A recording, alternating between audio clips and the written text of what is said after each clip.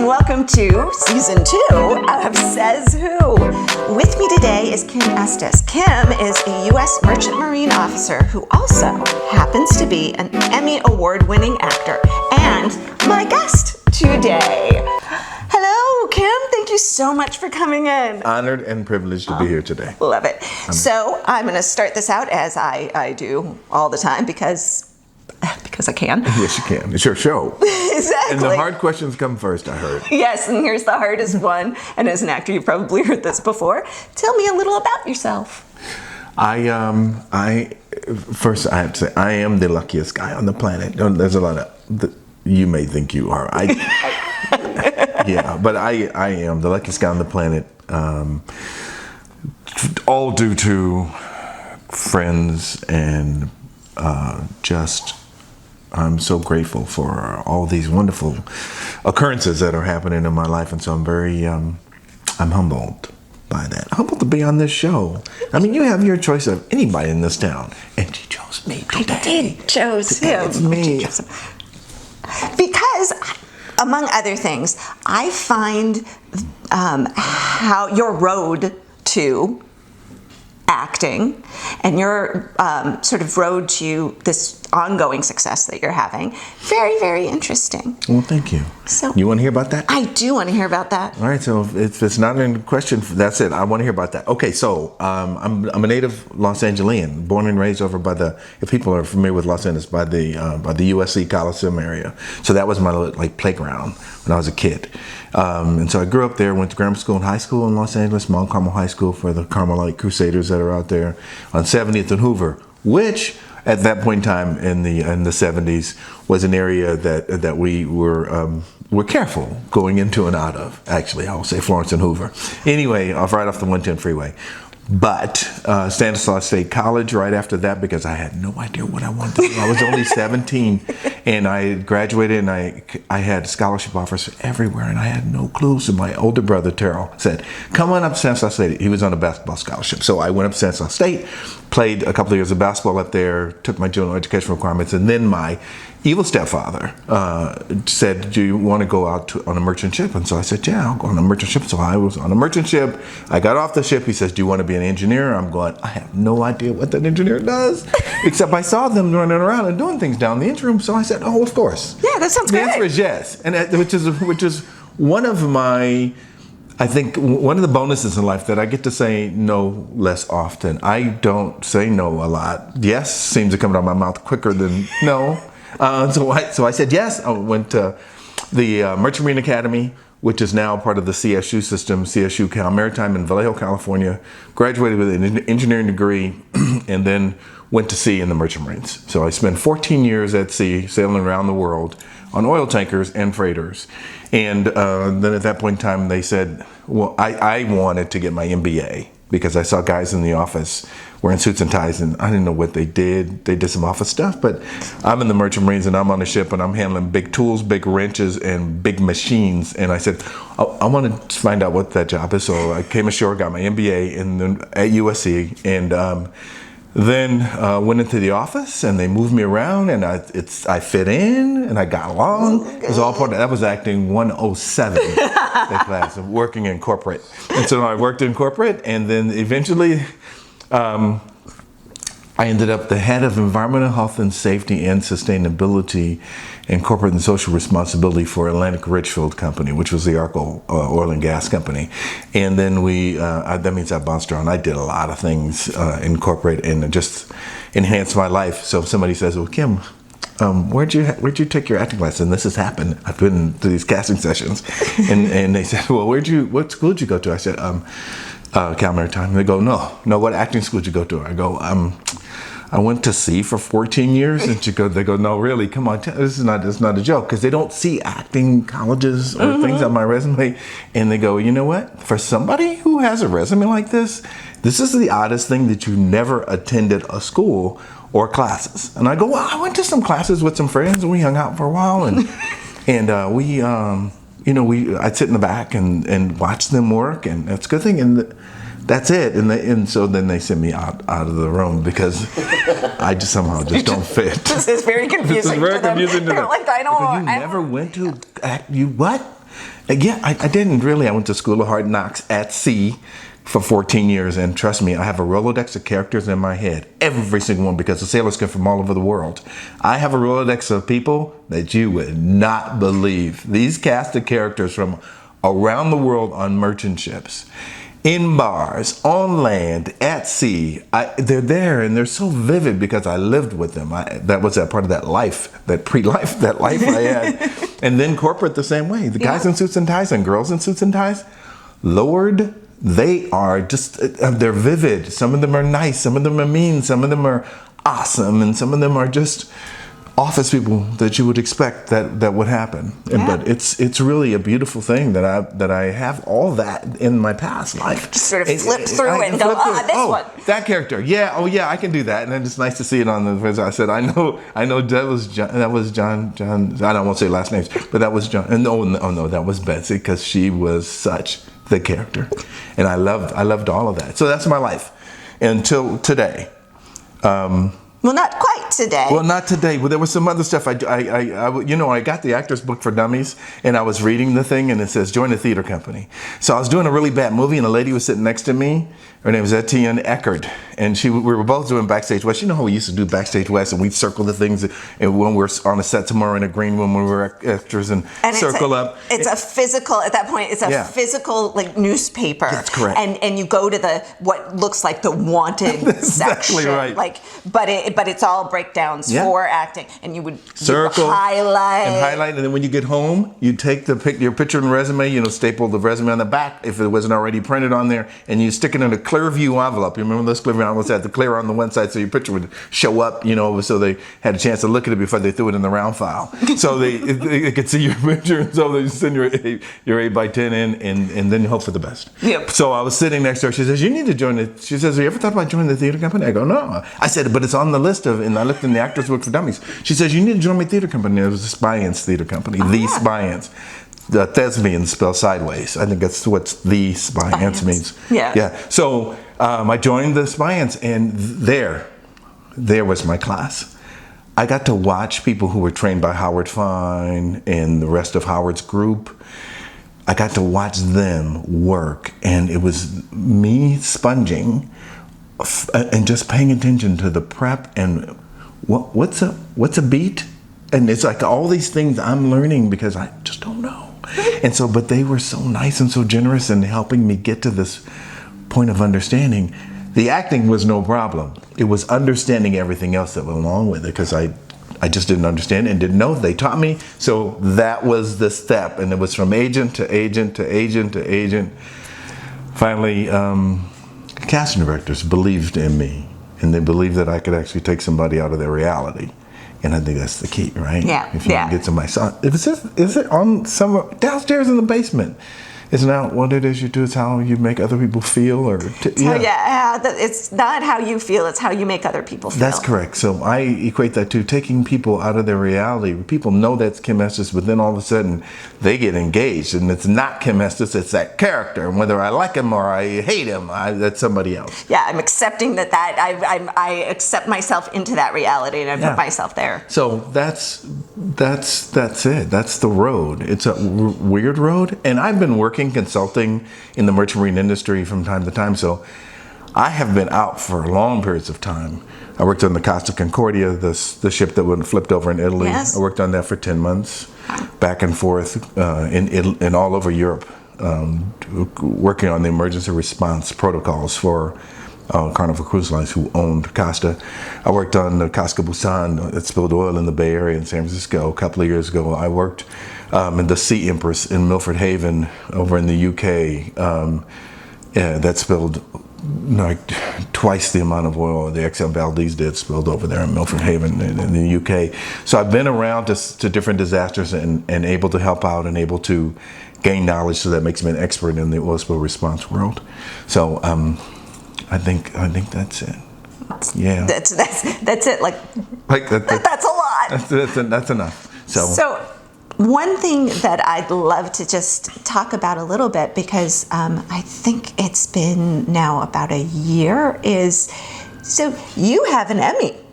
I do. I was given the gift. Yes. and But the gift. You were given the gift, but you worked for that, and I think people don't, even people in the industry, even actors, don't actually know what goes into that award season and being on the list and what that actually is. I think that there's sometimes a preconceived notion that it just sort of magically you get an invitation one day. Oh, look, I'm up for an award. Oh, and you take out your tux. And I know from speaking to you about it and others as well, that's not at all really what happens. So you want me to walk you through? I'll walk you through and to give you the short version, which is probably the long version. But you can edit this out. She's going to edit some of this, so it's going to be okay. I was approached. I did a guest star role on House, I think in 2008, 2009, and I was very, very lucky.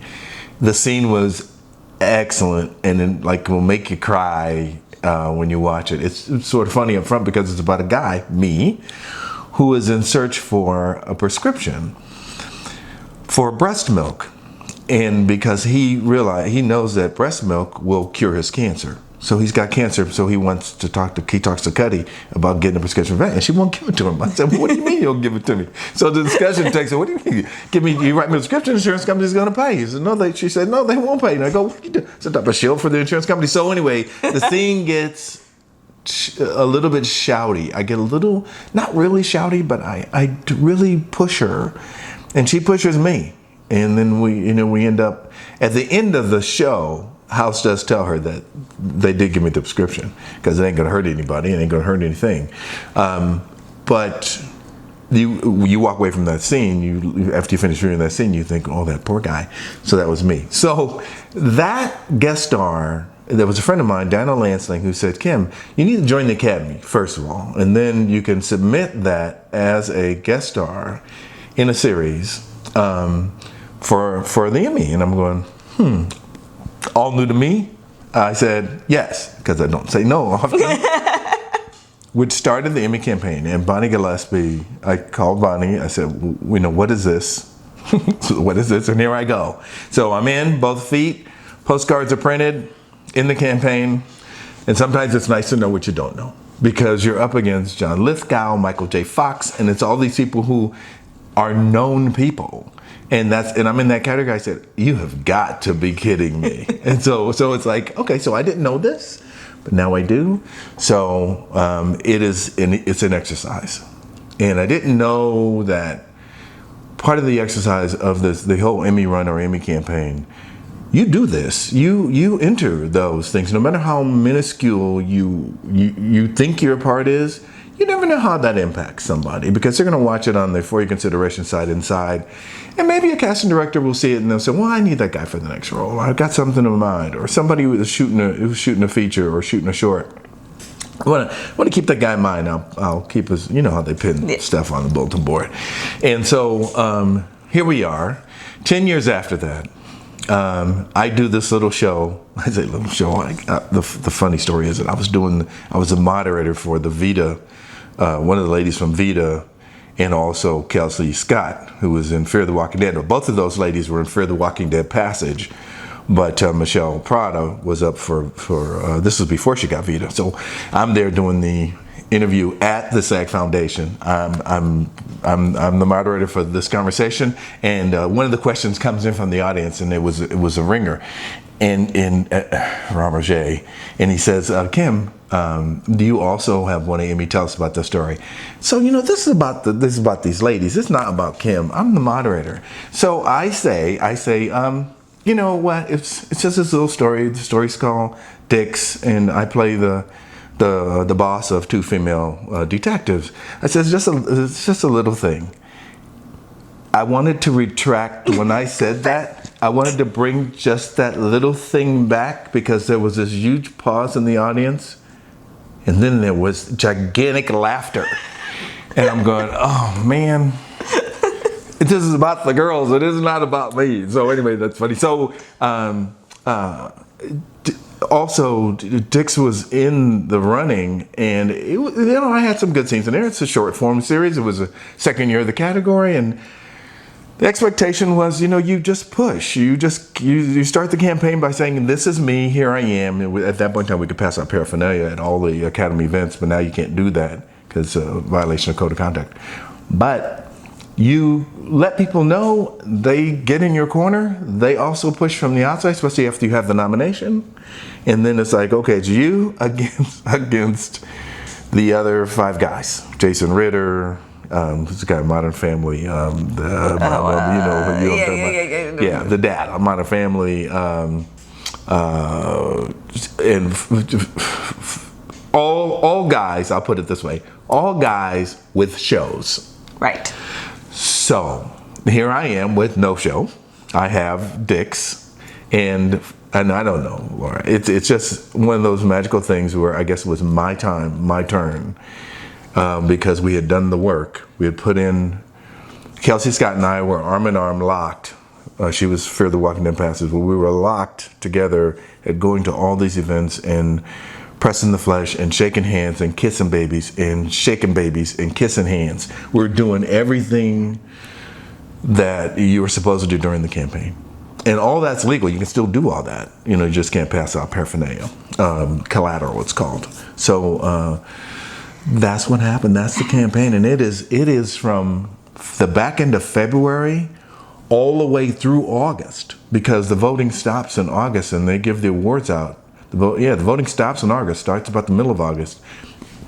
They give the awards out the second week, first week of September, 9th, 10th, 11th, somewhere around there for the creative arts. But the creative Emmys hold the last 4 categories as guest star, outstanding actor in short form. They have those 4 awards. That's the last piece of and those are all primetime Emmys, and they hold those for the last day of the creative Emmys. And right up until then, you are in this game. It is not just like now. We're in this game where we are in it again for To Be Me, the series. Nice. And I can tell the enthusiasm of the other producers, the executive producers, Amanda Dash and Don Jansen. So they're very excited. And here we are. We're back in it again. It's nice having partners that are just as enthusiastic and as helpful. In that way, it's not all on me. It's not all on the family. It's just getting to these events and shaking hands and getting people to see that beautiful piece of work. This is like a gorgeous piece of work, and so I'm excited about that. And so I'm happy if we get the nod, the nomination, then I'm going to be happy. And then whatever happens past that point, then it's all just golden. That's great. There's a long version. It's the good version. It's the good version. So I just something that is, I think, was a surprise to me is, first, you can submit yourself, and most people do. I think that there's overwhelmingly this idea that magically your agent or manager is going to be, exactly. And then once you're submitted, you go through a whole process before you actually become nominated. Mm-hmm. So you get submitted, and then you have to campaign yourself. There's a prenom. That's the prenom section. Yeah. Yep. And then after that, you get into you're nominated. Yep. And then you just have to campaign again. That's right. Right up until that camera light goes on. Stops. Exactly. Yeah. And then, as I told Amanda and Don, it really doesn't stop, because everybody who's seen it, you got to go back and you got to touch, touch all the people who have access to these channels, Amazon, Hulu, Stars, and everybody whom we've touched who might have a home for this series or want to create a season 2. We got to touch them. It's not going to stop. Yeah, it just keeps going and keeps going. Well, speaking of keeping going. Yes, I'm sorry. You ready to go on to the lightning round? I am ready. Audience, are you ready? We're about to find out. All right. Welcome to the lightning round. It's nice to be here. All right. Tell me, what movie do you watch over and over? Guess who's coming to dinner? What show are you watching right now? Russian doll. Netflix, Hulu, Amazon, or all of the above? All the above. On a scale of 1 to 10, how well do you cook? 10. What is your favorite food?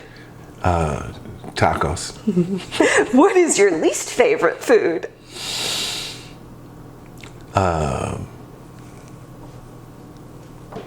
Stew.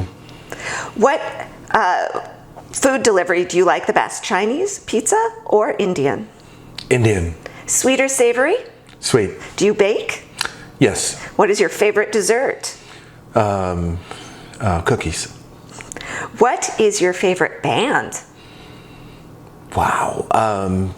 Led Zeppelin. Do you play an instrument? The piano plays me. If you could master one instrument other than the piano, what would it be? Guitar. What is the best gift you've ever received? Grandchild. What is the best gift you've ever given?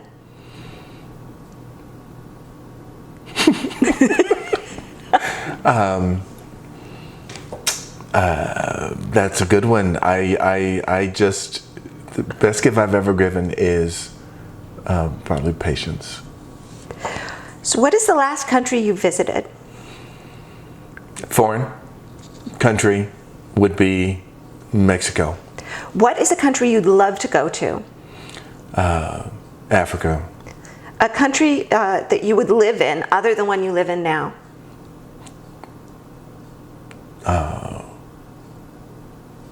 South America. Dress up or dress down? What is your favorite season? Spring. What is your favorite holiday? My birthday. My birthday. It's got to be my favorite holiday. It is. If you had one superpower, what would it be? Understanding. What is the best compliment you've ever received? When people don't know it's me on the screen or stage. What is the best piece of acting advice you've ever received? Don't give up. What is the worst piece of acting advice you've ever received? You need to take acting class. What is the last set you were on? The last set was This Is Us. What advice would you give an actor who's just starting out? Don't give up. What does creativity mean to you? It means letting your mind wander aimlessly to come up with ideas to either put down on paper or pen to paper or manifest art. What actor would you like to grab a beer with? Sydney. If someone wrote the perfect part for you, what would that be? It would be that that bad guy, the good guy, who turns really bad in a bad way. What would you do differently if you were starting out as an actor right now? It would be to probably I would differently. It would just no, Laura, no. I can't say it. My life has been magical. Perfect. Yeah. What makes you laugh no matter what? People's hearts. What life lesson would you wish everyone could learn? Seek to understand before being understood. Nice. Well, in that vein, we are going to move along now.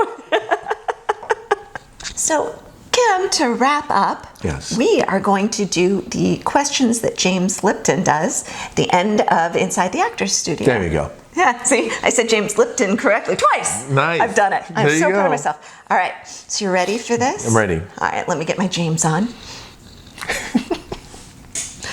Kim, what is your favorite word? Love. What is your least favorite word? Hate. What turns you on creatively, spiritually, or emotionally? Watching actors perform with their heart. What turns you off? Disdain for actors that have disdain for each other. What is your favorite curse word? My favorite what? Curse word? Shit. What sound or noise do you love? In our backyard, we have a small waterfall. And then in the house I grew up in, we had a waterfall. So the sound of water hitting the surface of water, falling from rocks, got to be the most calming thing. I grew up with it, still have it. What sound or noise do you hate? Probably jet fighters overhead. What profession other than your own would you like to attempt?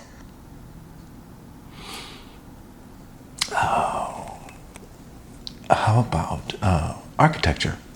What profession would you not like to do? Being a jet pilot. And Kim, finally, if heaven exists, what would you like to hear God say when you arrive at the pearly gates? Well done. Well, Kim, I can say well done on this. Thank you so much for coming out. Thank you. Yay. Thanks for having me. Of course. I'm glad we could make Pleasure. it. We could make it. I could make it. You can Listen make it. to her. Be there for her. That's right. Because she's here for you. All right? And don't give up.